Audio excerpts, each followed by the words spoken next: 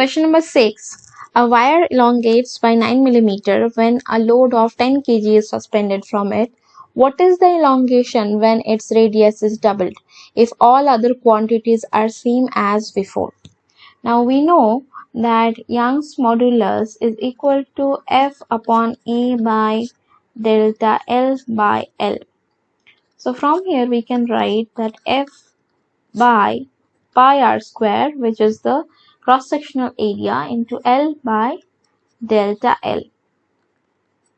So here we have to find out the elongation basically. That means delta L is equal to FL by pi r square into Y.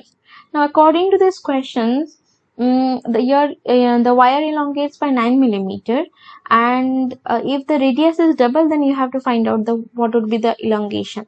That means from this expression only we can say the elongation on change in length is inversely proportional to the square of the radius, right? So we are going to use this expression only. That means we can write that if initially the change in length is delta 1, which is 9 mm, so we have to find out what would be delta L2, right? So let's take the ratio of delta L1 to delta L2, which would be R2 square divided by R1 square, because delta L1 is inversely proportional to square of R1, and delta L2 is inversely proportional to square of R2. So we have to find out delta L2. So delta L2 is equal to R1 square by R2 square into delta L1. Okay, now R1 square is, so we can say that if R1 is R, then R2 would be double of the initial, that means 2R. That means R1 square is R square divided by R2 square is basically 2R square, and delta L1 is 9. That means 9R square by 4R square. So R square will cancel out with each other, and it would be 9 by 4, which is 2.25 mm. So this is our answer. So the elongation would be 2.25 mm when its radius is doubled. Okay, so here as you can see, a load of 10 kg, it's not useful in this question. If you consider this delta L, which is inversely proportional to R square, with the help of this equation only we can easily calculate the answer. Question number 7. The breaking stress of aluminium is 7.5 into 10 to the power 7 Newton per meter square. Find the greatest length of aluminium wire that can hang vertically without breaking. Density of aluminium is given, which is 2.7 into 10 to the power 3 kg per meter cube. Now first you have to know that what is this breaking stress. Breaking stress means the maximum stress that the wire can withstand. So breaking stress is equal to the maximum stress that the wire can withstand.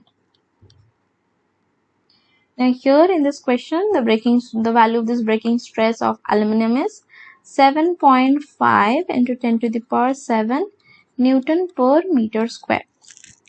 Now when the wire is suspended vertically, it tends to break under its own weight. And here let's say the length of the wire is L and the cross-sectional area is A. That means we can calculate the weight of the wire. So weight of the wire is mg, we all know that, and m means basically here we can write that m means volume into density into g. So let's say volume is V, density is rho, and G. And we can write this volume as area into length, right? So area into length into rho into G.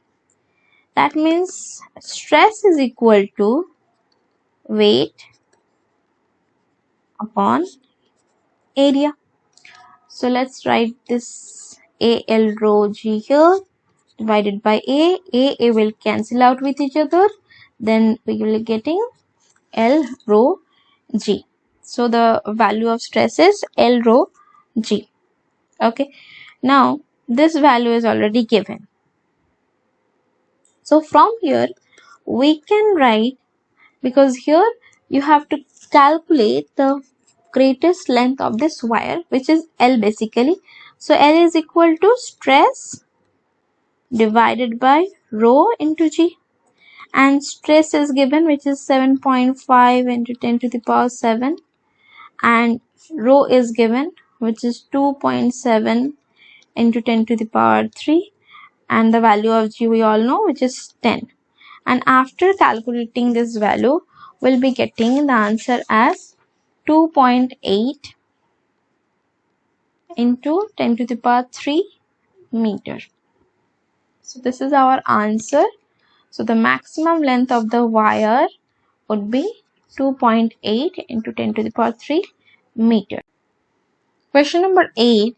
A steel wire of length 5 meter and cross section 3.0 into 10 to the power minus 5 meter square stretches by the same amount as a copper wire of length 3 meter and cross section 4 into 10 to the power minus 5 meter square under a given load. What is the ratio of Young's modulus of steel to that of copper? Okay, so let us suppose that YS stands for Young modulus of steel and YC stands for Young modulus of copper. So we have to find out the ratio between these two. Now the given data are the length of the steel wire is given, which is 5 meter. Cross sectional area is given, which is 3 into 10 to the power minus 5 meter square. Stretches by the same amount. See, same amount. That means delta L is same for both of them. Then the length of the copper wire is given, which is 3 meter. Cross sectional area, that is 4 into 10 to the power minus 5 meter square under a given load. That means load is same for both of them. Now we know that YS is equal to, let us suppose load FS is FS upon area AS divided by delta LS by LS. Then for copper it would be delta C upon delta LC upon LC divided by FC, which is force for copper, and divided by AC. Now here you have to understand that this delta LS and delta LC is same. That means both of them will cancel out with each other. FS and FC is same. That means this will cancel out with each other as well. Now the only thing that we'll have here, it would be AC by AS, then LS by LC. Okay. Now AC is given, which is 4 into 10 to the power minus 5 divided by 3 into 10 to the power minus 5, which is cross-sectional area for steel wire. Then LS, that means length of steel wire is 5 and length of copper wire, which is 3. Okay. Now as you can see, this will cancel out with each other. Then we have 4 by 3 into 5 by 3, which is 20 by 9, and it will give us 2.22. So the ratio of Young's modulus of steel to that of copper is 2.22. So this is our answer. Question number 9. A stress of 1 kg per millimeter square is applied to a wire of which Young's modulus is 10 to the power 11 Newton per meter square. Find the percentage increase in length. Okay, so first stress is given, which is 1 kg per millimeter square. Now you have to convert this stress in a Newton in Newton per meter square, because the value of Young modulus is also given, which is in Newton per meter square.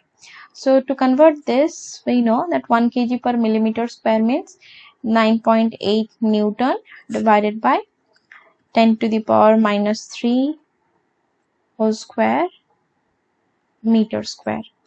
So this gives us 9.8 into 10 to the power 6 Newton per meter square. Okay, now we know that Young modulus is equal to stress upon strain, and strain means delta L upon L, that means change in length divided by the original length. So stress divided by delta L by L. So we have to find out the percentage increase in length, that means we need this part, delta L upon L. So delta L divided by L is equal to stress divided by Y. Now stress is 9.8 into 10 to the power 6 and Y is 10 to the power 11. And after calculating this, you'll be getting 9.8 into 10 to the power minus 5. Okay, now we have to convert this into we have to make this in percentage. So delta L by L into 100 is equal to 9.8 into 10 to the power minus 5 into 100. So 9.8 into 10 to the power minus 3 percentage, which is approximately 0.0098 percentage. So this is the answer, that the percentage increase in length is 0.0098 percentage. Question number 10. Two exactly similar wires of steel and copper are stretched by equal forces. If the total elongation is 1 cm, find by how much is each wire elongated. Given Y for steel is equal to 20 into 10 to the power 11 dyne per centimeter square, and Y for copper is equal to 12 into 10 to the power 11 dyne per centimeter square. So let's see here. The given data are the total elongation is 1 centimeter. That means if we consider that delta LS is the elongation for steel and delta LC is elongation for copper, so the sum of these two elongation gives us 1 centimeter, right? And we know that Y, which is Young modulus, so let's say Y is for Young modulus for steel. We know the expression is stress upon strain, so F by A into L by delta LS, and YC is F upon A into L by delta LC. Now here it's already mentioned that forces are equal and all the datas are equal to each other except the elongation. So if we take the ratios of YS to YC, it would be delta LC upon delta LS. Okay, now from here we can write delta LC is equal to YS upon YC into delta LS. Now just substitute the values of YS and YC. So it would be 20 into 10 to the power 11 divided by 12 into 10 to the power 11 into delta LS. So 10 to the power 11 and this will cancel out. This would be 5 and this would be 3.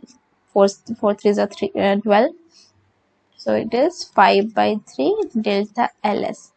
Now just use this here. Let's say this is equation number 1. So just put the value of this delta LC in equation 1. So it would be delta LS plus 5 by 3 delta LS is equal to 1. Then 8 by 3 delta LS is equal to 1. So delta LS is equal to 3 by 8, and which is approximately 0.375 centimeter. That means the elongation for steel is 0.375 centimeter. Now for copper, if we put the value in this equation again, so it would be 0.375 plus delta LC is equal to 1.